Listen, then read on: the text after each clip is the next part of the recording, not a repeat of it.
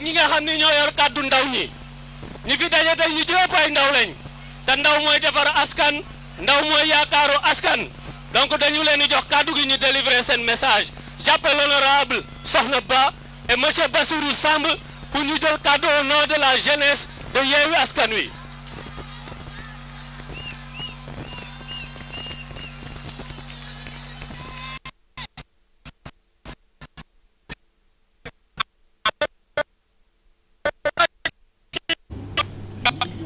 voilà mi ngi noonu mu di nag manifestation wala meeting bi nga xam ne moom la ñu wootee dégg ngeen sànq kàddu yu le maire de la capitale sénégalaise Barthélémy Diaz kàddu yu mu yëkkati jamono ji sax ki la di Bassirou Samb fare ci plateforme bi la di taxawu Sénégal moom moo yëkkati ay kàddu waaye d'un moment à l'autre en tout cas dinañuy yel di dem ci fi nga xam ne moo di terrain ACAPES bu Parcelles Assainies ni ñu koy defee tous les mardis dañuy ñëw ci l'édition du soir tey ñu dalal fi sunay naataango Mame Birame Wathie Mame Birame ñoo ngi leen nuyu. Matar Diallo di nuyu Moussa Diongo di nuyu caméraman yi fi nekk yëpp di nuyu sénégalais yi ñu seetaan. jërëjëf Pape Matar Diallo ñoo ngi leen nuyu. waaw Issa Tine maa ngi lay fay bu baax a baax di nuyu sénégalais yi ñu seetaan yëpp di nuyu aussi Mame Birame Wathie ak monsieur Diongo. monsieur Diongo mu di Bokar Ndiong nekk responsable politique fare ca Parcelles Assainies ci kuréel gi di Alliance pour la République APR Bokar ñoo ngi leen nuyu. maa ngi lay fay di le remercier ci invitation bi di nuyu Mame Birame Wathie di nuyu Diallo. ak aussi di nuyu téléspectateur Walf TV yëpp ak di nuyu aussi waa Parcelles Assainies. Parcelles Assainies googu la nga wax sax fa la ñuy dem ndax dañoo gis que ni déjà bi ñu defee annonce bi que ni dañ fay amal seen giga meeting li ñuy njëkk taxaw seetlu mooy le fait que nit ñi toogoon di xaar ku nekk naan préfet na ko interdire wala du ko interdire est-ce que jàpp nga ni ak fi ñu toll ci wàllu démocratie war nañu mën a toog ñu def benn demande ba ci jour bi mu mel ni nit ñi dañuy xaar ay résultats wu baccalauréat. waaw vraiment di rafetlu effectivement décision bi préfet jël ñu accordé leen ñu def seen meeting ñu doon di ko tenir donc man foofu laa gis te aussi wane na encore nous sommes dans un régime démocratique te le pouvoir en place ñu ngi respecter la constitution parce que aussi droit la boo xam ne constitution bi moo leen ko jox am nañu droit meeting am nañu droit manifester pourvu simplement que l'ordre public ñu bañ ko troubler ñu bañ ko perturber et donc de ce point de vue suma dara lu ma ciy wax. mais est-ce que war nañ mën a toog di xaar ñu naan dinañ ko interdire duñ ko interdire parce que nit ñu bari moom daanaka dañu mel ni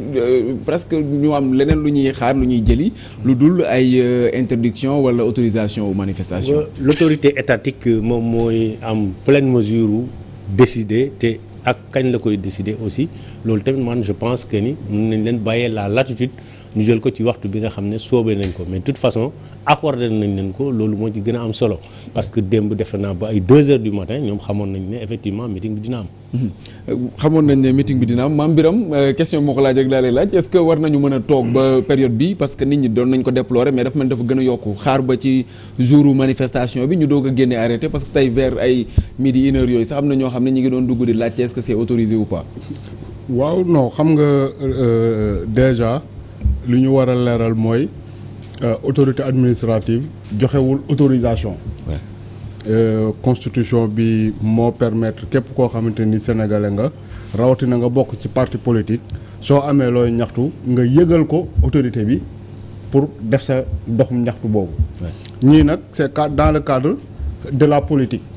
bu nekkee ab citoyen bu ne mën na ko waxatuma laa ñoo xamante ne nii dañu organiser wu bokk ci ab parti politique boo xamante ni dafa bokk ci ay yëngu-yëngoom muy organiser lu mel nii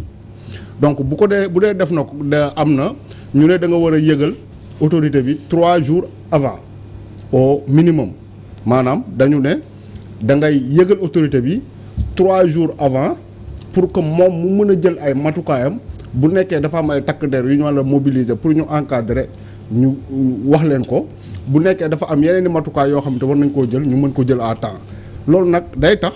ba bu ñu nee 72 heures nga war a déposer au plus tard. loolu dafa war a tax autorité boobu moom tamit mu am mat gu toll ni bu nee day jàpp ne manifestation boobu moom mën na ko encadrer lu war na mën a def ba mu am mu wax ñi koy organiser à temps que cette manifestation bi kat mën ngeen koo amal parce que quand même organisation meeting nekkul loo xamante ni da nga koy def ci ab benn journée am na yoo xamante ni xëy na ça nécessite organisation bu gën a yaatu loolu donc loolu li leen koy permettre bu ñu nekkee ci ab état démocratique mooy que à temps ñu ne leen seen manifestation bi dina am la veille pourquoi pas à 11h 12h nga informer leen seen manifestation bi am suba à 15h par exemple. di ngeen ko mën a def ñooñu jël seen i matukaay de sorte que loolu mën a am mais nag malheureusement ak ce régime là dañu gis ne souvent dañuy jéem a teqatal opposition bi. mais lan lañ ciy jublu Pape Matar bu fekkente ne dañuy bàyyi ba le jour J ba ci fi nga xam ne daanaka sax mu ñu waaj a àgg ci heure bi nga xam ne moom lañ demandé woon pour démarrer ko. ñu doog di leen génneel autorisation. waaw mais li ñu siy jublu lenn kese la mooy pour décourager ñi nga xamante ni peut-être dañuy jóge fu xaw a sori te pour ñu mën a ñëw il faut que ñu teel a ñëw wala ñu teel a jóg donc ñooñu bu ñu nekkee ci benn incertitude nekk ñoo xamante ni aussi dañu xaw a ragal bu ñu jotul autorisation bi dañuy obligé toog fii nga xamante ni mooy fu ñu dëkk. loolu état du Sénégal moo ñu ko tàmmal et puis bon loolu yaakaar naa ne administration bi quand même waruñu si di dugg fii ci plateau bi nga recevoir woon lu mu tudd waa ji nekk FRAPP te dëkk Pikine. Daouda Gueye mu ni que ñoom ba ñuy defee seen li nga xamante ni mooy demande pour def li nga xamante mooy marche ba ñu paree rencontré préfet bi ba mu wax leen ni que da ngeen di changer itinéraire ba ñu nangoo ba pare da leen ni maa ngi dem déglu ci samay kilifa. moom préfet bi loolu Daouda Gueye moom moo ko fi waxoon. donc bu nekkee loolu nañu nekk di dund ci administration bi yaakaar naa ni kat vraiment war nañu mën a tiit parce que administration warut a doon loo xamante ni des politiques comme ni ko président Macky Sall doon waxee sax nee nañ jotuñu ba léegi benn kayit voilà dañoo dégg rek ñu ne autorisé nañu. absolument comme ni ko Macky Sall doon waxee administration warut a politique waruñu ko boole ci mbirum politique war nañu mën a bàyyi quand même nit ñi di exercer librement seen ay droits bu demee nag ba question boobu tey jii ñu koy poser c'est parce que dafa am benn habitude bu ñu commencé miin fii ci Sénégal mais tey heureusement ba ñu dem dellu à la raison parce que gis nga mbooloo bi nga xamante ni moo daje fële ca Parcelles Assainies boo leen ni woon tey jii doon daje musiba nga doon créer donc je crois que di vraiment yu bëri ñoom ñi ngi koy def par excès de zèle di interdire ay manifestations alors que buñ ko interdirul amul benn coow boo xamante da siy judd nit ñi ngi manifester est-ce que tere na ñi nga xamante ni ñi ngi nekk Liberté 6 xaar yàlla Grand Yoff ainsi de suite ñi ngi vaquer à leurs occupations terewul leen ko te pourtant buñ ko interdiroon amaana ba mooy tul Ndakaaru kenn du dem kenn du dikk donc je crois que vraiment en tout war nañu mën a mesurer bu baax a baax li nga xamante ne mooy conséquence seen ay actes. Bokar Parcelles Assainies nga jógee Pape Matar mi ngi koy junj déjà moom dafa joxe exemple sax Liberté 6 mais xëy na bu interdiction amoon boo moytuwul doo mën a accéder fii nii si Walfadjri est-ce que lii du acte boo xam ne dina wane bu baax a baax administration ni ñu war a doxalee si manifestation yu ni mel. bon moom gis-gisam la wax te je le comprends aussi parce que contexte bi mu koy waxee mënul nekk c'est pas parce que dañuy interdire une manifestation que forcément dafa war a créer une tension wala une révolte ou quelque chose comme ça c'est vrai que aussi am na benn degré d'information boo xam ne boo ko xamul aussi dans le fonctionnement d'un État munoo jël lu dul yenn postures yi mais il est normal que ni le préfet l'autorité étatique en question dina am en amont des informations yoo xam ne dina ko permettre mu apprécier de la légalisation même de la marche ou bien d'un meeting organisé dans un endroit bien déterminé xam nga dañuy wax parfois mais dañuy faral di fàtte aussi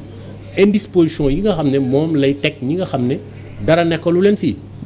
déjà ACAPES déjà c'est un espace très réduit te ñoom fi ñuy meetingé oui c'est très réduit parce que ACAPES ne fait pas 2 terrains de football remplir ACAPES c'est pas la mer à boire.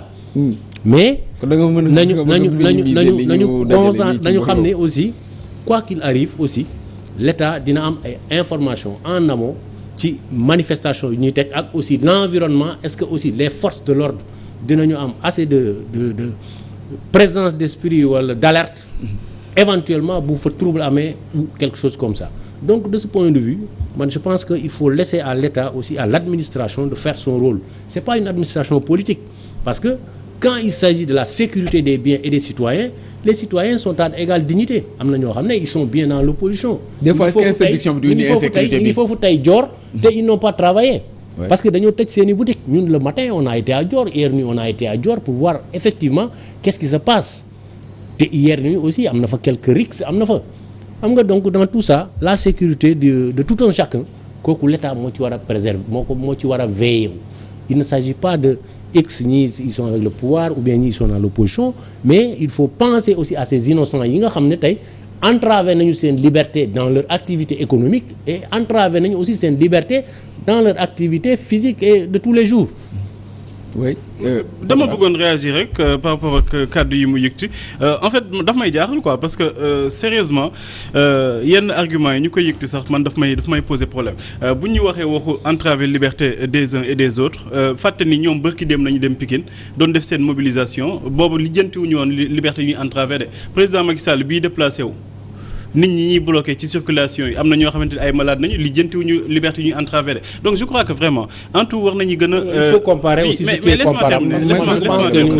laisse-moi terminer il faut aussi comparer ce qui est comparable. mën naa la accepter sax le président de la République c'est l'institution lu la neex nga wax mais yéen waa Benno Bokk Yaakaar barki dem ba ngeen dem fële ci. li nga xamante ni waaw laisse-moi terminer s'il te plaît. Sonko nekkee fële à Kër Massar kooku entravé wuñu les libertés. laisse-moi terminer s'il te plaît ba ngeen nekkee fële ca Guédiawaye ngeen assemblée seen monde avant 21h ñëpp dem seen yoon xaaruñu sax seen discours boobu jamono jooju ba ngeen koy def xamoo leen woon da ngeen entraver li nga xamante ne mooy circulation des uns et des autres xamoo leen woon ni jamono jooju am na ñoo xamante ne ay innocent nañu que yéen a ngi leen a xañ seen déplacement demuñu dikkuñu et buñ may opposer ay arguments sécuritaires ak yooyu dama leen di fàttali Issa Tine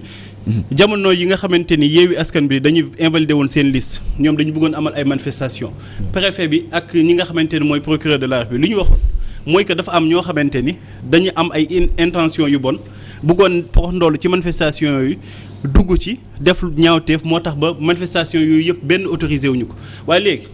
jamono jooju ba tey dégg nga ñu ni jàpp nañu diw ci ñooñu la bokkoon te ñu ni munoo leen manifester parce que boo leen manifester am na ñoo xamante ne dañu leen di rax ñooñu bu ñu duggee ci manifestation dañuy def ay ñaawteef boobu ba tey juillet ba tey jii nii mars presque mars 2023 ñi ngi toog di xool ba tey wanuñu ñu benn rebelle wanuñu ñu kenn koo xamante ni dafa amoon intention si jamono ni dafa doon taal réew mi donc je crois que dañuy arrêter prétexte yi te nangu ni ku gis nen da ngay naan nen a ngi lii gars yi def nii du ay terrain yu ndaw boo gisee image da ngay gis ne dañ dépassé largement ACAPES parce que Assainies nit dafa xajatul sax jamono tufa dañuy daal di demaat ca terrain ACAPES boobule sax jëli ji Aminata Touré nekk candidate à la prochaine présidentielle déglu ay kàddu yu muy yëkkati.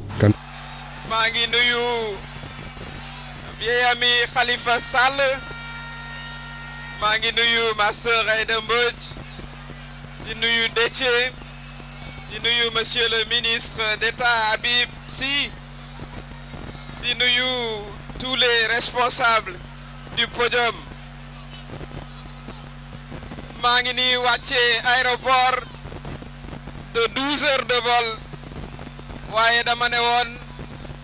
ñu invité ma ñëw bu ñu ma invité wulit ma ñëw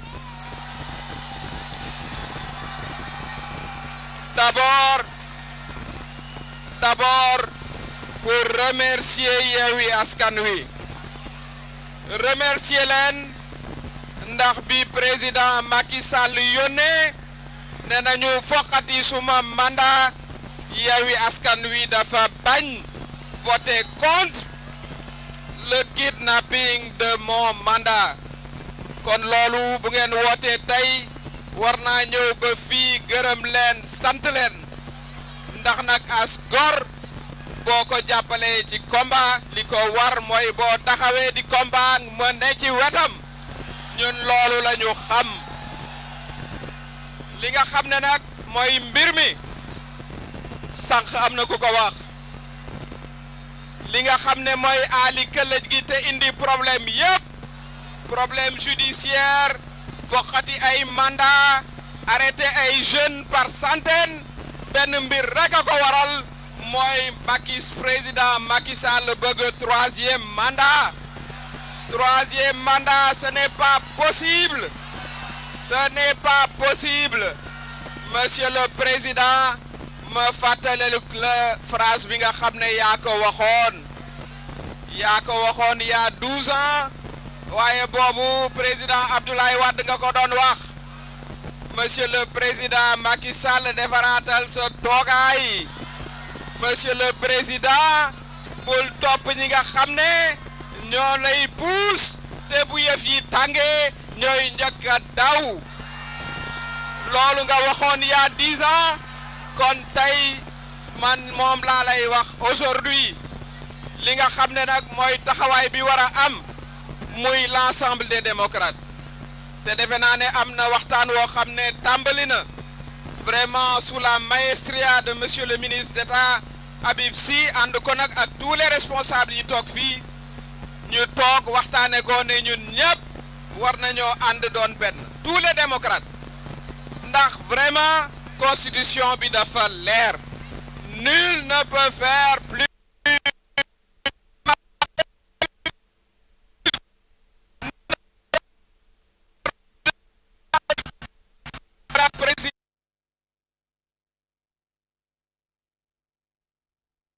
ay nit ñi ñu dem ci ay élections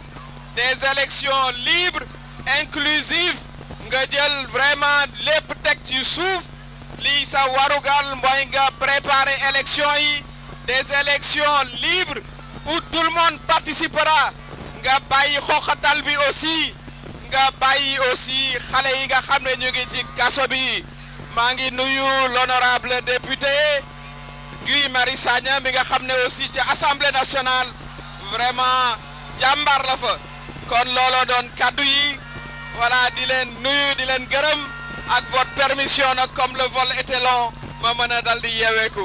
maa ngi leen di gërëm di leen sant jërëjëf. jërëjëf mu nekkoon Aminata Touré candidate déclarée à la présidentielle mu doon yëkkati ay kàddoom daanaka nag moom ci waxu troisième mandat la gën a wax ndax lu ci bari bari daf leen koy fàttali que ni gor ca wax ja waaye aussi ñu organiser une élection libre et transparente mais aussi arrestation yi ñuy nemmeeku ñu mën koo daal di dakkal Mame Birame fii Pape Matar daanele lañ bëggoon a ñëw ak yow mooy ci le fait que ñu koy interdire des fois Bokar mi ngi wax que ni loolu mënul indi trouble à l'ordre public la ñuy bañ mais est-ce que du interdiction yi des fois mooy indi faral di indi ay trouble au lieu de lii ñu def mooy autoriser manifestation boo xam ne ci benn lieu lay amee. waaw tout à fait meeting bii di am ni jeexagul mais mun nga supposer que ne dina jeex te du am benn problème puisque dañu ko autoriser comme ça s'est passé également à Kër Massar nga xamante ni organiser woon nañ foofu seen manifestation te à la fin amul benn coow comme ni ko waa Benno Bokk Yaakaar tamit defee aux Parcelles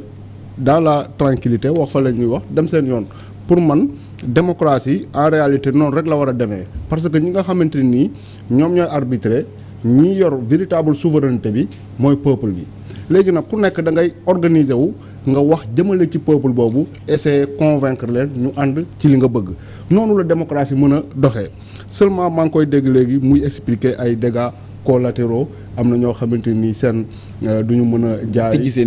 nekk mën a liggéey mais xam nga la démocratie a un coût il faut forcément bu nekkee loolu la mën nga wax ne sax jour élection am na ñoo xamante ne ni dañ leen di yàqal léegi jaratul ñuy def élection pour bañ a yàqal ñooñu donc forcément boo nee yow da nga tànn régime démocratique dafa am ay sacrifices yoo xamante ni da nga ko war a mën a consentir te loolu ci lii la bokk d'autant que dañu waxtaan ñun Sénégal ñu ne décidé nañ kat ne suñu réew mi ab république lay doon jël ab constitution teg ko ne constitution boobu kat ñun ñëpp ci la ñuy tënku ñu ne président de la république yow mi nga xamante ni yow la ñuy fal yow la ñu bëgg nga sàmmal ñu constitution boobu moom bu faloo mu def serment waat ne constitution boobu dina fexe ba respecté ko ba pare respecté ko lu ko te ci constitution boobu dafa wax ne sénégalais yi képp koo xamante nii am nga loo xamante ni da nga koy ñaxtu nga dem ñaxtu ko parti politique boo xamante nii jàpp nga ne bëgg nga organiser ab rassemblement pour vulgariser say idées ñu permettre la nga def ko dans la plus grande tranquillité seulement nag li xew nii mënatuñoo wax ne ñu ngi ci démocratie boo xamante ni texte yi dañ koy respecter puisque tout simplement li nga xamante ni mooy article premier wu constitution bi wax ne tous les citoyens sont égaux devant la justice ñii dañu ko dul respecter dañu fi gis tey sénégalais yoo xamante ne nii lañ leen di considérer am yeneen sénégalais yoo xamante ne ne lañ leen di considérer te loolu mënul nekk loo xamante ni dañ ko mën a accepter ci ab république par rapport ak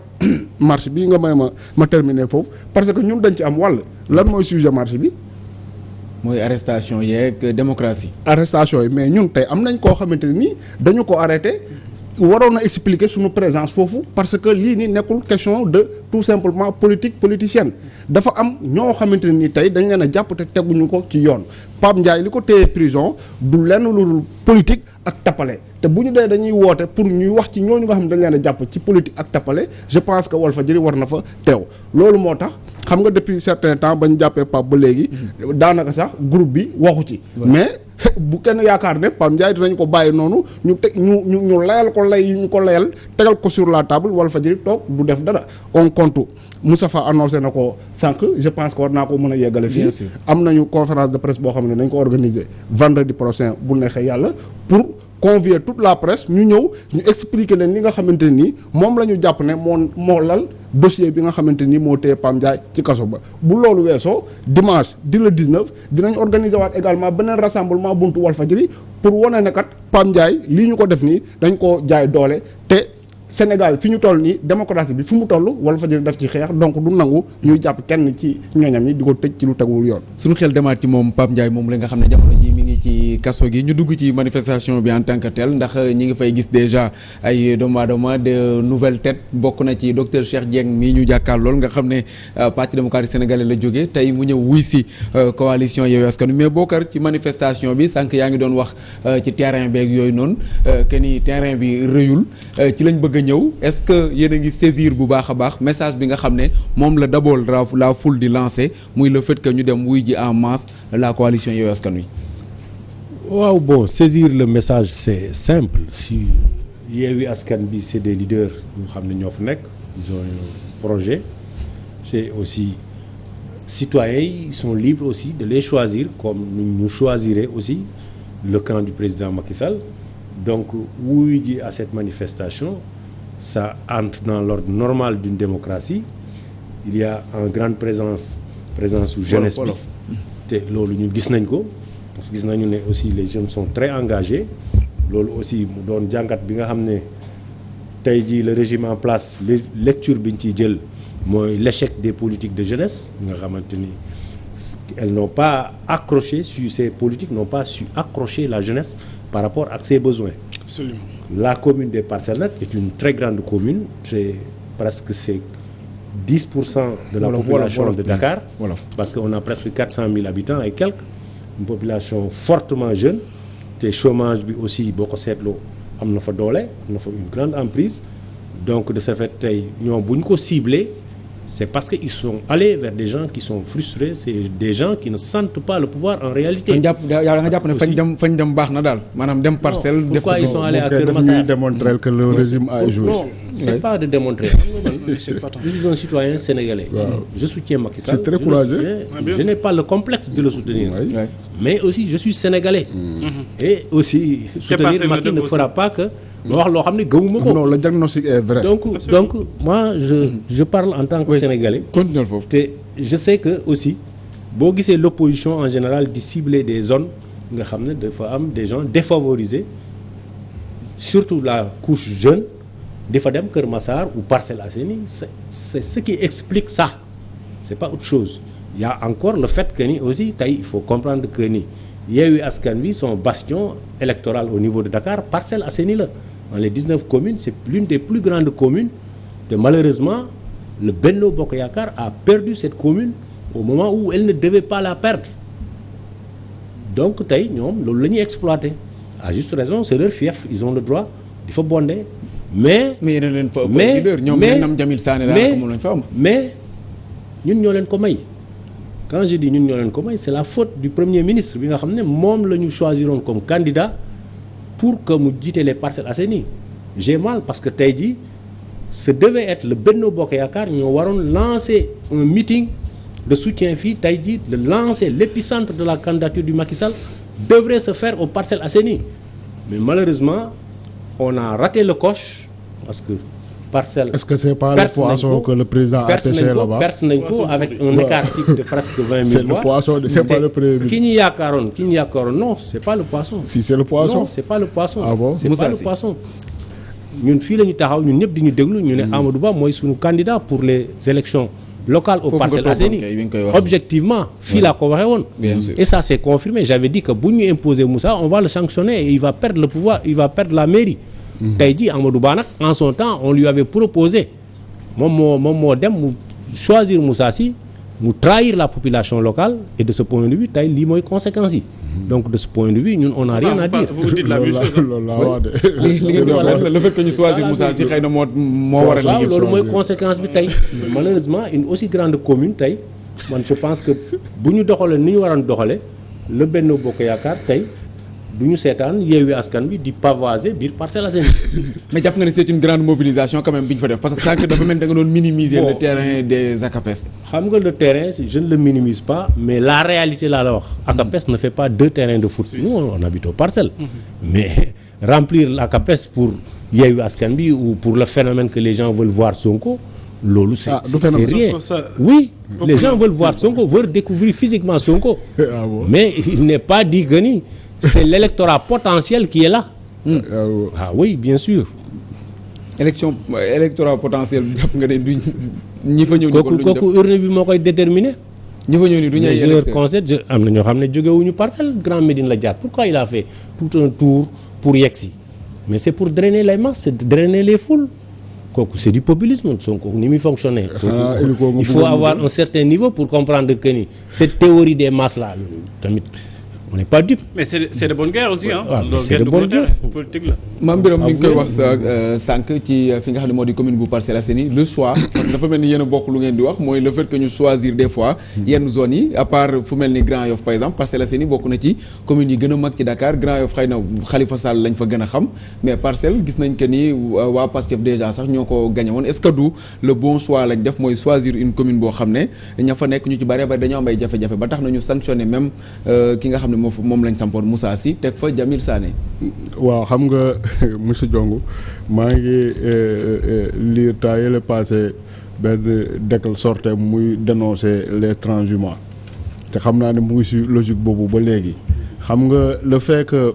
ku mel ni Moussa Sy ñëw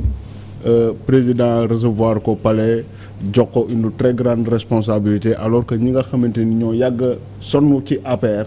nga xamante ne ni bu ñu nee parti président Macky Sall aux Parcelles Assainies ñooñu la ñuy wax mu jël leen tegee leen ne xam nga loolu ça peut créer des frustrations yoo xamante ne nii même bu nekkee ne campagne électorale ñëw na wala lu mu munti doon da nga koy def mais à contre-cœur tout comme simplement ñoom ñii parce que ba ma koy gis muy défendre le président sur des plateaux léegi mu bëgg a yàgg. bien sûr. waaw ñun notre cas est spécifique. Notre cas ñun il est spécifique parce que tout simplement on nous combat et on sait qu'on nous combat. Ça on le sait. Vous combattez entre vous. Non c'est ceux qui sont en haut qui nous combattent. Ouais, mais c'est entre vous rek. waaw appelez-le comme tel. Appelez-le comme tel.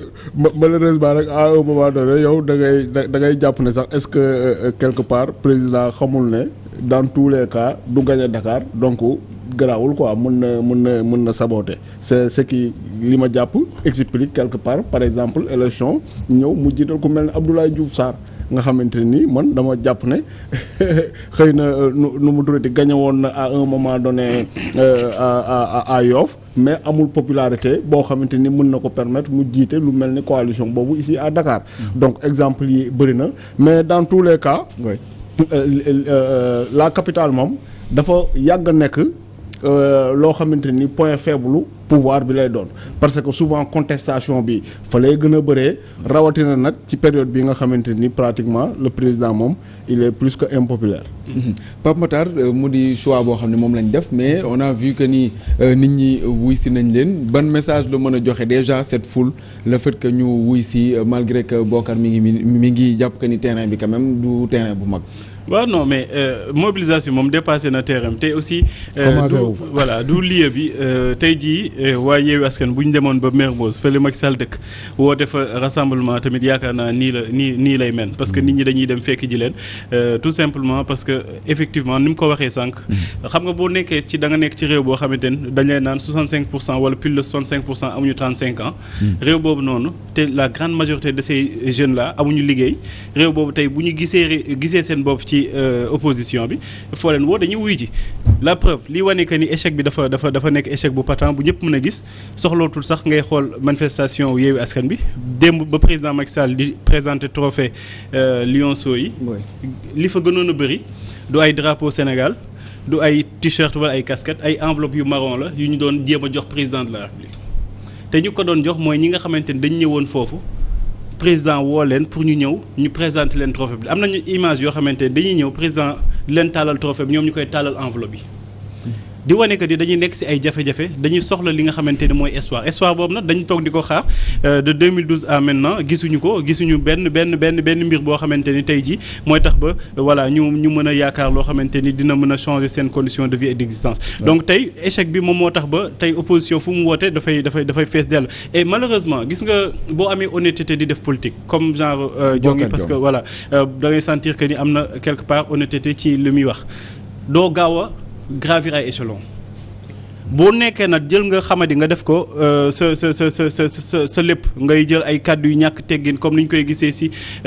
démb ak tey ci yenn wax yeeg yenn kii yi dañ lay jël fësal la teg la fi nga xamante ne moom yeggoo fa et loolu je crois que ni nekkul en fait li ñuy xaar ci démocratie tey jii li ko doon gën a taaral doon na nekk ñu ni tey au même moment waa Yewwi Askan Wi ñi ngi nekk Parcelles waa Benno Bokk Yaakaar ñi ngi fële ca Kër Massar ñu comparer leen en termes de nombre ñu ni ñii de ñoo gën a rëyle manifestation mais pas di toog di naan dañuy waxante ay wax yu ñaaw wala wax yoo xamante ni vraiment je crois que ni war nañu ko mën a dépasser. Bokar est-ce que lii du traduire comme ni ko Pape Matar waxee échec gu nguur gi parce que yow yaa ngi koy jàll ñi nga xam ne ñoo nekk Parcelles Assainies mais même de manière globale à la tête de l'État est-ce que du loolu lay traduire bu fekkente ne même gis nañu des personnes yoo xam ne ci pouvoir bi lañ nekkoon tey ñu dem rejoindre yi ñi nga xam ne ñoo di waa Yewwi Askan Wi ak ñeneen ñoo xam ne sax déjà ñi ngi gën a grossir les rangs de cette coalition d'opposition. waaw mais fi nga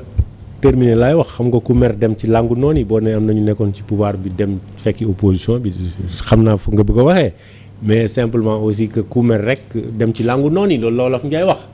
waaye président aussi vraiment am na aussi jéem nañu ay jéego def nañu posé na ay projet politique ay projet d'emploi pour les jeunes DER a ngi fii des financements ak des emplois pour les jeunes def na ko mais matewu ko. c'est-à-dire que ba léegi il reste parce que boo xoolee presque plus de 200 000 à 300 000 jeunes arrivent sur le marché du travail loolu pour résorber ko du lu yomb président nag dem na ci ay jéego mais dañuy nangu ne nag quand même vraiment la jeunesse du pays de façon générale am nañu beaucoup de difficultés. Ouais. Et ça aussi l'opposition a joué sur ce tempo te tey jii boo gisee yaakaar a fi nekk rek mais du un projet de société bu nga xamante ni wala un projet viable pour leur emploi bu tax les jeunes topp Sonko topp nañ ko parce que c'est un phénomène qui est là am nañu yaakaar ni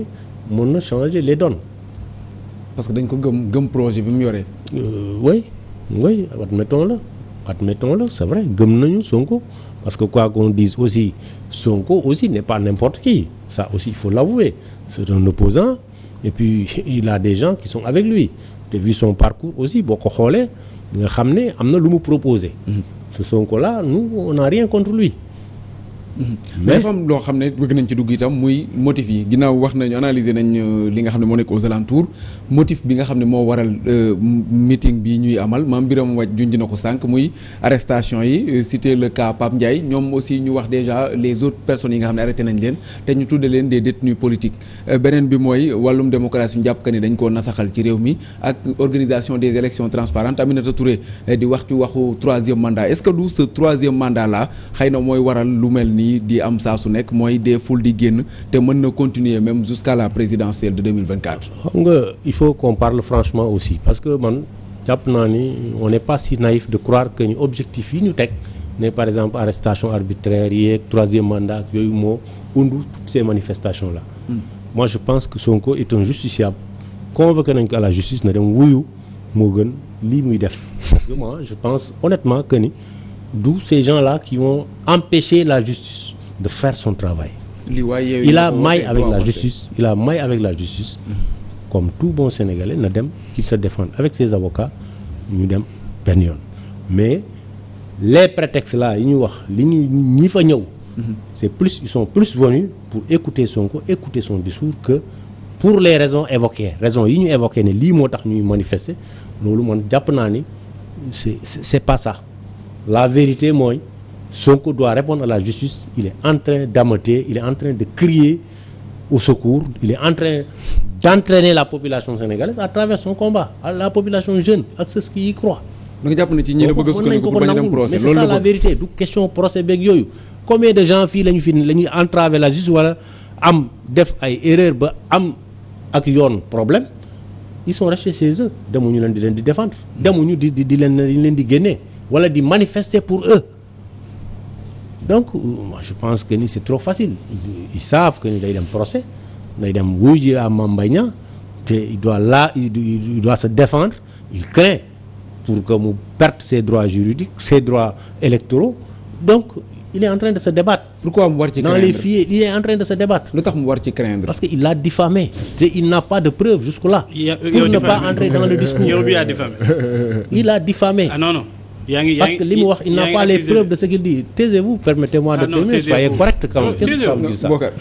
Moi je vous en oui taisez-vous. non vous devez vous taire. Bokar vous n'avez pas la parole c'est moi qui suis en train de parler vous devez vous taire. Bokar man maa yore police plateau bi. oui mais j'étais en train de parler. oui moom laa doon jëm pour mu may la nga argumenter mais pas d'utiliser. il m'a coupé la parole il doit se taire parce que c'est pas son temps de parole. oui mais li nga xam ne moom la doon wax mooy est-ce que diffamation am na bu fekkee ne diffamation am na est-ce que du li nga wax ni xëy na mooy gën a nekk diffamation que li Sonko parce que ñu bëree bëri yëkkati nañ kàddu yu ni mel wax ko am na sax ku ko bind ci livre am te loolu yëpp gis nañ ko ni mu jëwul vous savez parlons honnêtement aussi li fi am Sonko moo taxaw ne kii comment dirais-je Mame Mbaye Niang la cour des comptes épingle na Mame Mbaye Niang. oui. IGE li nga def noonu. IGE du moins ça fera IGE mu ne IGE. au lieu de IGF. alors qu'il aurait dit IGF. comme ni nga def nii léegi rek IGE waaw justement. comme ni nga def nii moom mu ne IGE épinglé na Mame Mbaye Niang. et il a ces documents ñu laaj ko ces documents là. l'autre a senti qu'il a été atteint dans son heure l'autre a senti qu'il l'a diffamé en vérité parce que mu ne jël na 29 milliards. vrai ou faux no dem tribunal il s'explique comme tout justiciable comme tout citoyen sénégalais comme entre man ak yow wàcc bu ma taxawoon ni def nga ma lii def ma ñu dem tribunal. loolu c'est tellement simple que ça. oui Pape Matar est-ce que da nga bokk comme ni mu jàpp moom que ni Sonko dafa bëgg a làqatu ci manifestation yu ni mel pour mën a daw justice ak procès yi nga xam ne moom la dëgmal. non mais xam nga déjà nga toog ci plateau di naan Sonko dafa diffamé loolu da nga ko accusé da nga ko condamné te loolu je crois que da nga violé li nga xamante mooy présomption d'innocence. loolu laa doon rappeler. mais ay taisez-vous ces trucs là man bon alors li ñuy wax tey mooy que Sénégal li ñuy dund nekkul ay mbir yoo xamante ni nit ki daf koy toog di ko créer ci esprit am toog di ko raconter n'importe où démb am na li ñu dégg di ay kàddu yoo xamante ni bu ko Issa Tine yëgti woon wala Pape Makhtar wala Mame Birame balaa muy daaneel yoon ñëw dal ci kawam nit toog na ni Ousmane Sonko dañu war a dem taal këram te déggoo ci benn arrestation doo ci dégg benn interpellation doo ci dégg benn enquête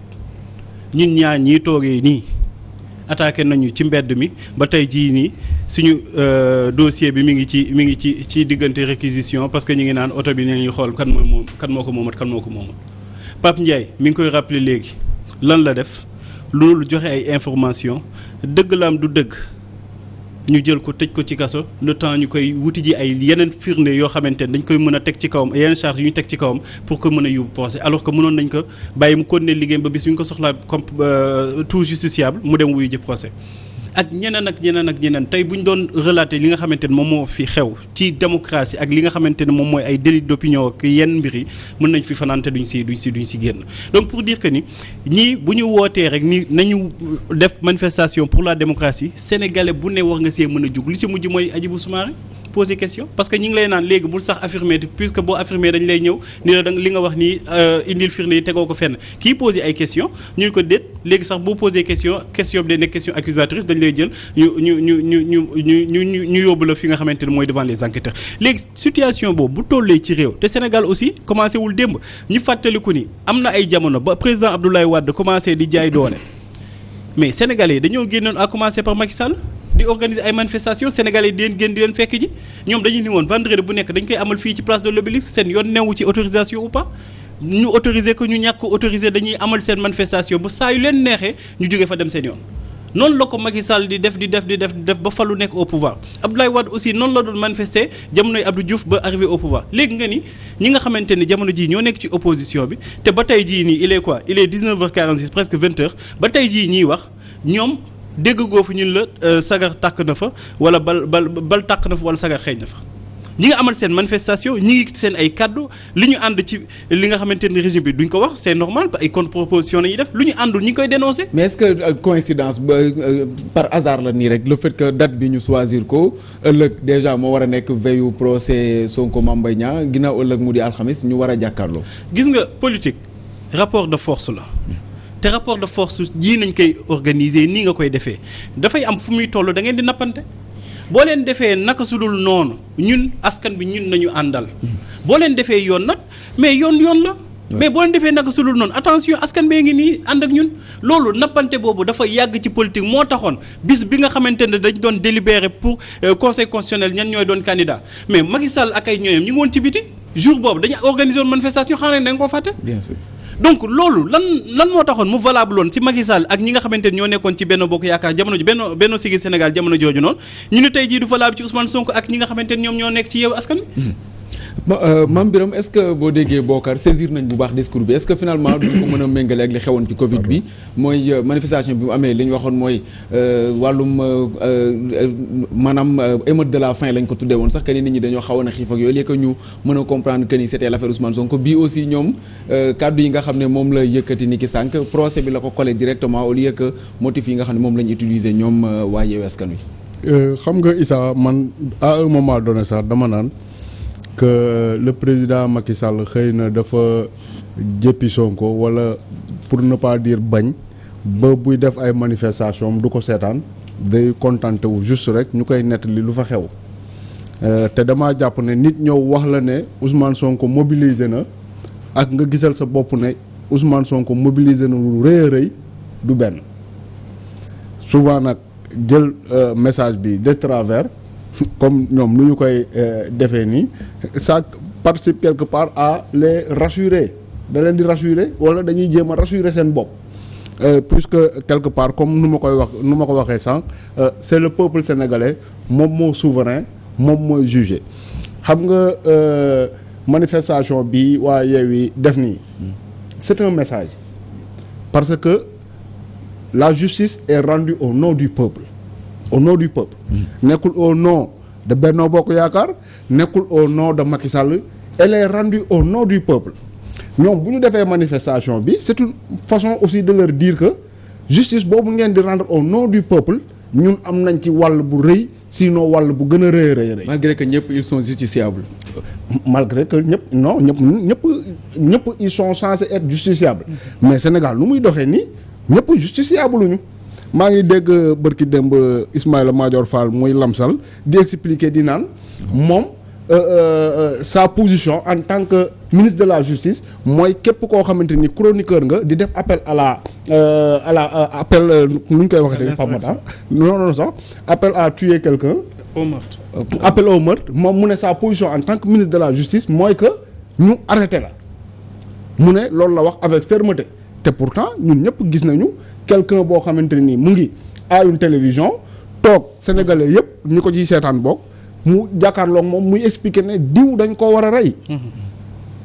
mu ne diw dañ ko war a rey léegi le ministre de la justice moom mu toog un mois 2 semaines plus tard mu ne sa position mooy que kooku nañ ko war a arrêter mais quelle farce pendant ce temps am na fi ñoo xamante ni reetaan lañ leen jàppee pendant ce temps Pape Ndiaye toog ci plateau télé comme ni ma fi toogee nii wax ay waxam ñu ne ko sa wax jooju kat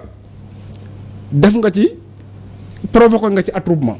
ci wax ju mu wax ci plateau bi toujours Ismaïla Madior Fall di lamsal ñu posé ko question ne ko nit ku toog di wax nan la mën a créer attroupement ci kaw Pape Ndiaye muy joxe exemple Ousmane Sonko di wax naan moo appelé à ce que ñu manifester dans les 46 régions c'est que gi nga Issa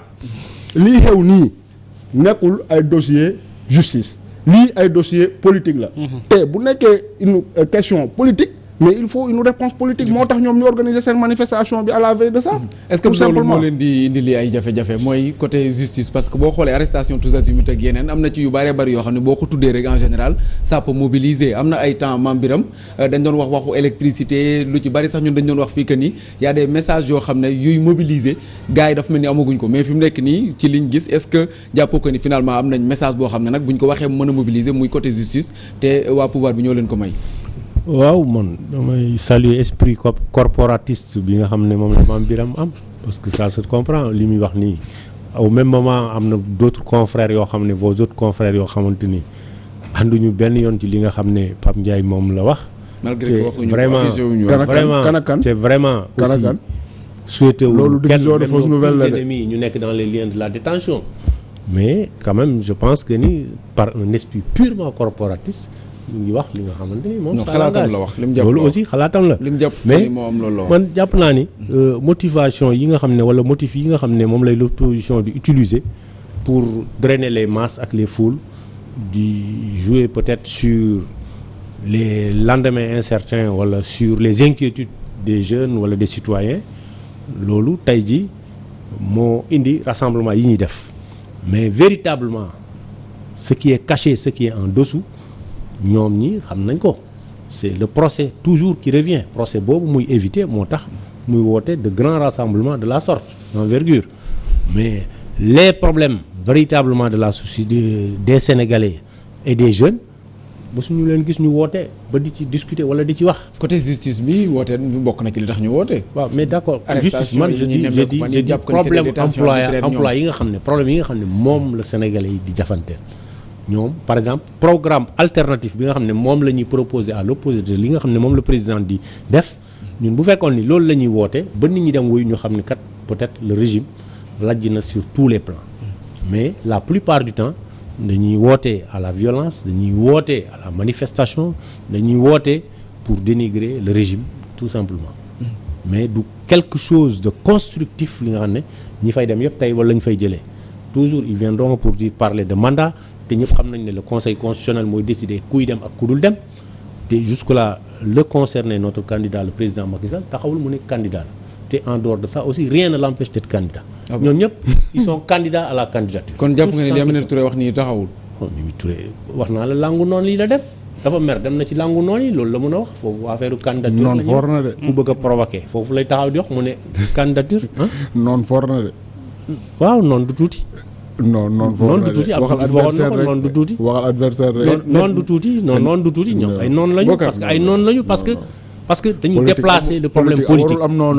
non moo fi nekk. non xam nga man Birame il faut un chat il faut l'appeler un chat. xam nga dans l'adversité politique. dañuy ñëw proposer des programmes alternatifs ñu ne le PSE sur tel volet social wala emploi lajj nañ ci parce que ceci cela man j'aimais beaucoup Sonko quand il était dans ce débat programmatique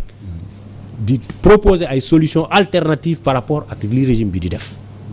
ngeen indil ko suñu mais bu génnee foofu bu ñu génnee foofu nga xam ne léegi on appelle à la violence. on appelle à insulter les religieux. on appelle à dénigrer. loolu ñun loolu dañ def ñuy jaaxal. parce que c'est pas de ce Sénégal là qu'on attend. Bokar mais déggaguñu ñoom ñu wax appeler à insulter les religieux. Issa balaa ñuy sori sànq li ma waxoon ci njëlbeen bi ni que c'était quelqu'un de très honnête je retire ça. man la engagé. man je le connaissais comme quelqu'un d'indigné et je considère toujours qu'il est indigné.